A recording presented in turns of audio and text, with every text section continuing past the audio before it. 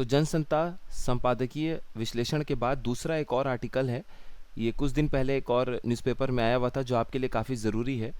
तो इस तरह से अब कभी भी जनसत्ता के अलावा भी कोई और महत्वपूर्ण संपादकीय मिलता है तो वो भी आप लोगों के लिए बीच बीच में इस तरीके से वीडियो के माध्यम से मिलता रहेगा।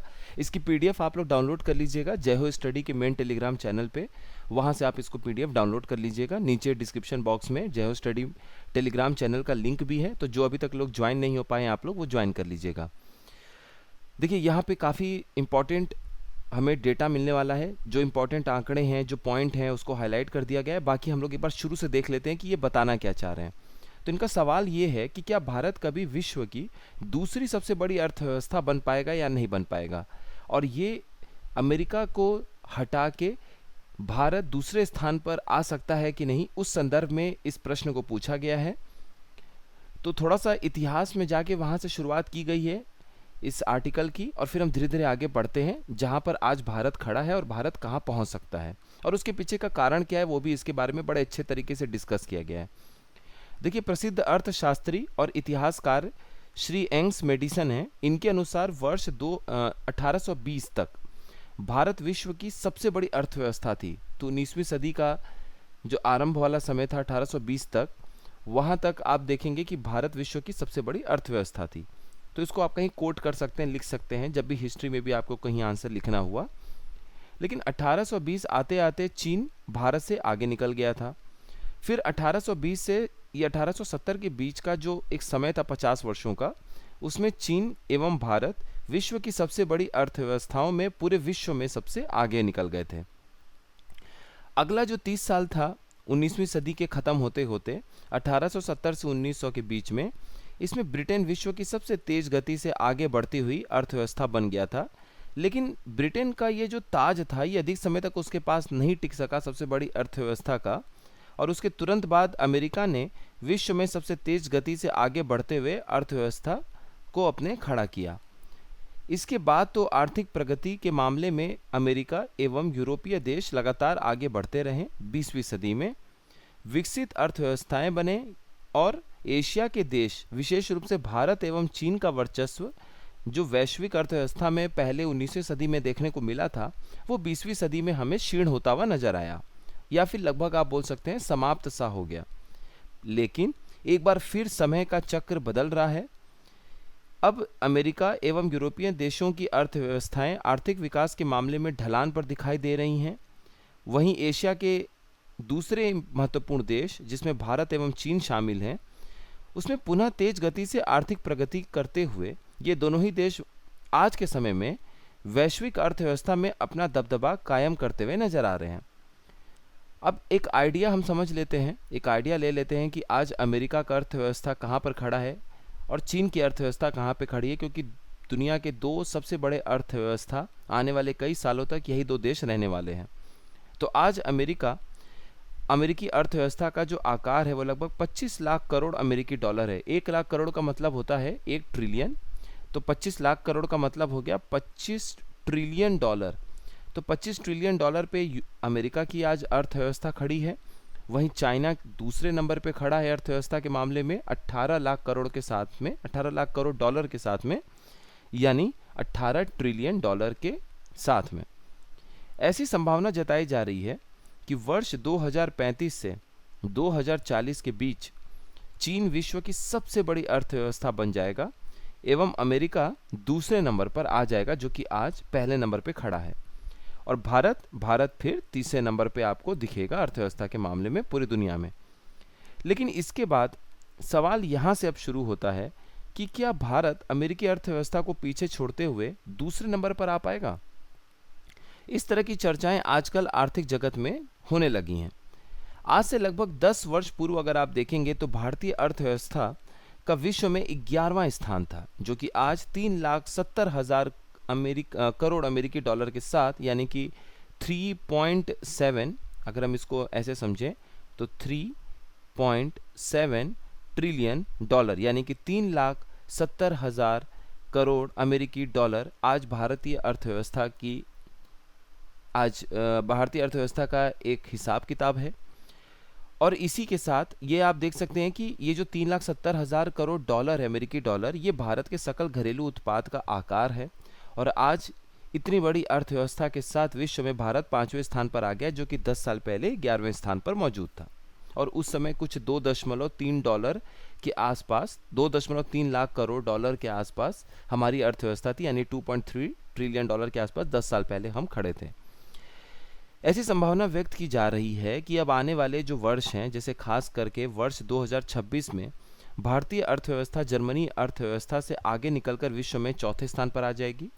और उसी के बाद अगला जो साल होगा 2027, उसमें जापानी अर्थव्यवस्था को भी पीछे छोड़ते हुए भारतीय अर्थव्यवस्था विश्व में तीसरे स्थान पर आ जाएगा। गोल्डमैन सैक्स एक आपका इन्वेस्टमेंट, निवेश, इन सब चीज़ों को, अर्थव्यवस्था को देखने वाली एक एजेंसी है। तो गोल्डमैन सैक्स के अनुसार अगले 4 वर्षों के दौरान भारतीय अर्थव्यवस्था का आकार 5 लाख करोड़ अमेरिकी डॉलर से अधिक हो जाएगा, जो कि आज 3.7 लाख करोड़ अमेरिकी डॉलर पर खड़ा है। इसी प्रकार अगर हम ब्लूमबर्ग के अनुसार देखें, उनकी रिपोर्ट के अनुसार देखें, तो भारतीय अर्थव्यवस्था आगामी वर्षों में लगातार 6% से अधिक की विकास दर हासिल करता रहेगा और अमेरिका एवं चीन की आर्थिक विकास दर से आगे बना रहेगा। भारतीय अर्थव्यवस्था में आर्थिक विकास दर के तेज गति से आगे रहने के जो कारण हैं, उसके पीछे जो कारण है उनको हम समझते हैं। उनमें क्या क्या कारण है कि आज भारतीय अर्थव्यवस्था एक तेज गति से उभरता हुआ बड़ा अर्थव्यवस्था बन रहा है पूरे विश्व में। उसमें पहला कारण आपको नजर आएगा जनसंख्या। अब भारतीय जनसंख्या में जो वृद्धि हो रही है, जो कि अमेरिका और चीन में नहीं देखने को मिल रहा है, वहाँ पे इनकी जनसंख्या में घटाव नजर आ रहा है। तो हमारे भारतीय जनसंख्या में जो वृद्धि हो रही है, उसका भी फायदा हमें मिल रहा है। कैसे मिल रहा है? इससे भारतीय घरेलू बाजार तो मजबूत हो ही रहा है एवं उत्पादों की मांग भी भारत में तेज गति से बढ़ रही है। साथ ही एक अनुमान के अनुसार वर्ष 2050 तक आप देखेंगे तो भारत की आबादी बढ़कर 170 करोड़ हो जाएगी, जो आज 144 करोड़, 146, 45 करोड़ के आसपास मौजूद है। तो इतनी 170 करोड़ नागरिकों का ये देश हो जाएगा भारत 2050 तक। इससे भारत अपने आप में विश्व का सबसे बड़ा बाजार बन पाएगा, क्योंकि देखिए जनसंख्या बढ़ रही है तो कंज्यूमर डिमांड बढ़ेगा, लोगों की मांग बढ़ेगी, उपभोक्ता मांग बढ़ेगा, सामानों को लेके खपत बढ़ेगी, तो उससे हमारा बिजनेस भी बढ़ेगा, उससे हमारा बाजार भी बढ़ेगा। और सबसे बड़ी बात है कि घरेलू बाजार में जो मांग है वो हमारे भारत में अधिक है। तो विदेशी कारोबार से ज़्यादा, विदेशी सामानों से ज़्यादा, विदेशी सामान नहीं मतलब विदेशों में जो मांग है उससे ज़्यादा भारतीय अर्थव्यवस्था के बढ़ने का कारण घरेलू मांग होगा। तो वर्ष 2024 में भारत में जो उपभोक्ता विकास विश्वास सूचकांक है, मतलब कंज्यूमर की तरफ से जो कॉन्फिडेंस इंडेक्स है, जो कंज्यूमर कॉन्फिडेंस इंडेक्स है, सीसीआई मान लीजिए आप, तो जो उपभोक्ता विश्वास सूचकांक है उसमें 2024 में भारत में 98.5 तक पहुंच गया है। दूसरी बात, भारत में जो आधारभूत ढांचे हैं उनको विकसित करने के लिए भी केंद्र एवं राज्य सरकारों द्वारा जो अत्यधिक मात्रा में पूंजी निवेश किया जा रहा है, उससे भी हमें फ़ायदा मिलेगा। आज हम देख रहे हैं कि एक्सप्रेसवेज बन रहे हैं, एयरपोर्ट डेवलप हो रहे हैं। उड़ान स्कीम के तहत ऐसे एयरपोर्ट को भी जोड़ा जा रहा है जो अभी तक या तो बिल्कुल भी तरीके से ऑपरेशंस नहीं कर पा रहे थे, यानी कि उन हवाई अड्डों का उपयोग बिल्कुल भी नहीं हो पा रहा था, या फिर बहुत कम उड़ानें वहाँ से भरी जा रही थी। भारत में आधारभूत जो ढांचे हैं उनको विकसित करने की श्रेणी में लाने के लिए केवल रोड ही नहीं बल्कि रेलवे, एयरपोर्ट, ऊर्जा एवं जल व्यवस्था को विकसित करने के लिए भी भरपूर पूंजी निवेश किए जा रहे हैं। भारत में आज भी अगर आप देखेंगे तो श्रमिक लागत तुलनात्मक रूप से बहुत कम है। तो जो लेबर कॉस्ट है वो आज भारत का दुनिया में काफ़ी कम है।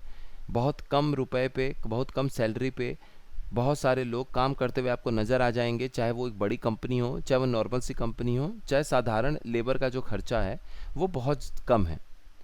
तो भारत में श्रमिक लागत आज भी तुलनात्मक रूप से बाकी देशों के काफ़ी कम है।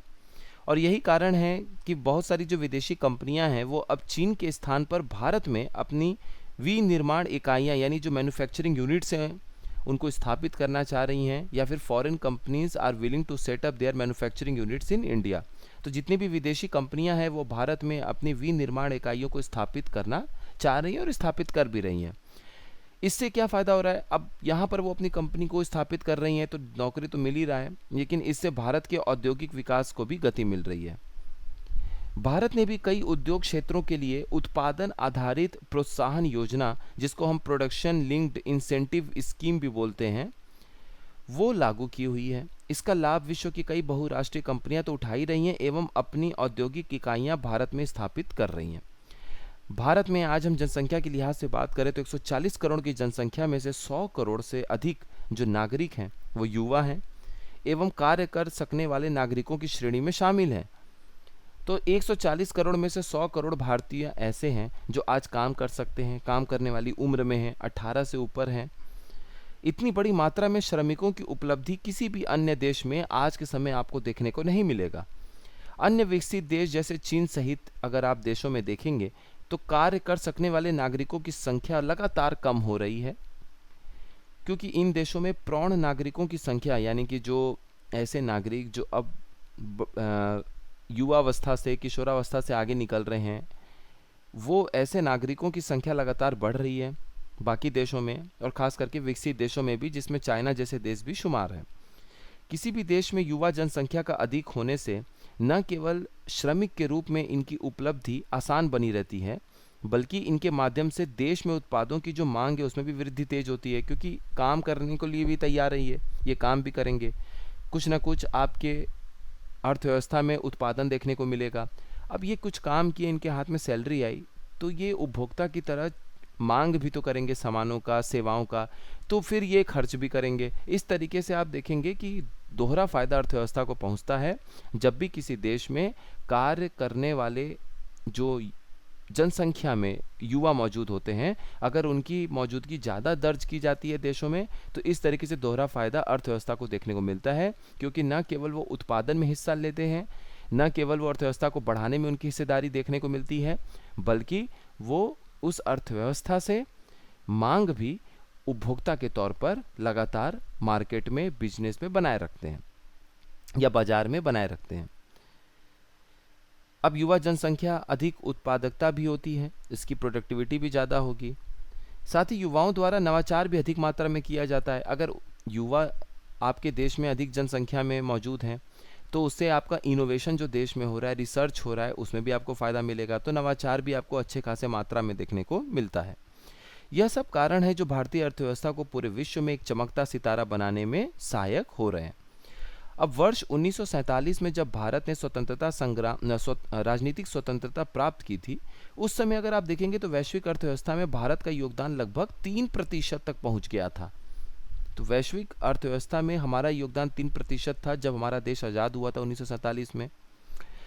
और 1947 के लगभग 70 वर्षों के बाद जब हम आज अपने अर्थव्यवस्था के द्वारा, भारत के द्वारा वैश्विक अर्थव्यवस्था में क्या योगदान दिया जा रहा है, भारत के द्वारा वैश्विक अर्थव्यवस्था में योगदान किस तरह से कितना दिया जा रहा है, अगर हम उस हिसाब से देखें तो आज हम पाते हैं कि योगदान भी बहुत कुछ अधिक परिवर्तन नहीं आ पाया था। ठीक है, देखिए इसमें लिखा हुआ है कि 1947 के बाद लगभग 70 वर्षों के बाद भी अगर हम वैश्विक अर्थव्यवस्था में भारतीय अर्थव्यवस्था के योगदान को देखें तो बहुत अधिक हमें परिवर्तन नहीं नज़र आता था।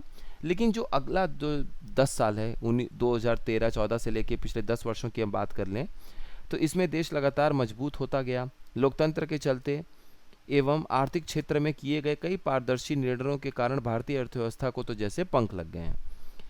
ठीक है, 10 वर्षों में भी काफ़ी कुछ हुआ, और किसी भी ऊंची से ऊंची बिल्डिंग का जो हाइट है वो इस बात पर भी निर्भर करता है कि आप उसके बेस को, उसके नेह को कितना अधिक मजबूत बनाएं। उसके बाद बिल्डिंग 1 मंजिले की बनती है, 2 मंजिले की बनती है, और फिर एक समय वो 100 मंजिले की भी बन सकती है। तो श्रेय जो है वो नेह से लेके और हर एक मंजिल के बनाने वाले इंसान को मिलना चाहिए।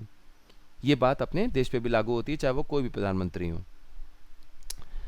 आज भारत इस स्थिति में पहुंच गया है कि वैश्विक अर्थव्यवस्था में वर्ष 2024 में अपने योगदान को लगभग 18% के आसपास, तो आज देखिए, आज हम देश आज़ादी के बाद तुलना करते हैं तो आज हम ये पाते हैं कि आज हम 18% के आसपास वैश्विक अर्थव्यवस्था में अपना योगदान दे पा रहे हैं, जबकि देश आज़ादी के समय हमारा योगदान मात्र 3% के आसपास था वैश्विक अर्थव्यवस्था में।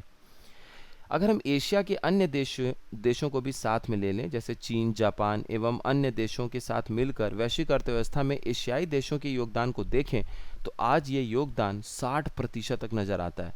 यानी अगले 40% में यूएस, कनाडा और यूरोपीय देश शामिल हैं।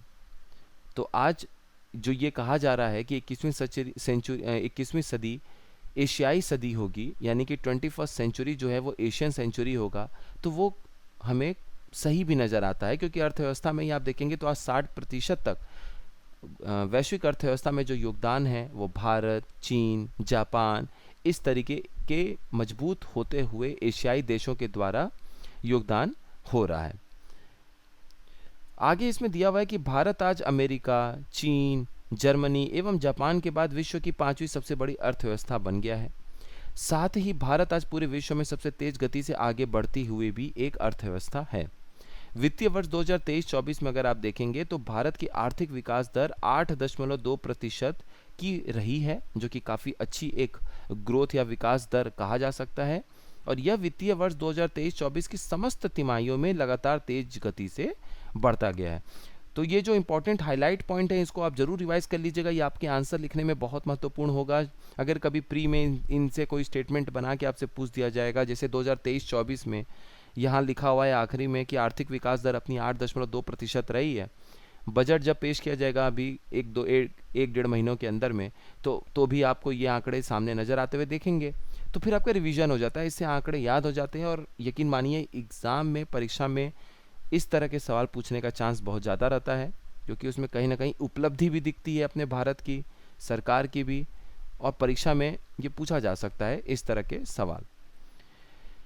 तो अपना ये भी संपादकीय विश्लेषण पूरा होता है। मिलते हैं नेक्स्ट इन्फॉर्मेटिव वीडियो में। आप सभी लोग अपनी पढ़ाई की निरंतरता को बरकरार रखिए, पढ़ते रहिए, आगे बढ़ते रहिए। आप सभी लोगों का बहुत बहुत धन्यवाद।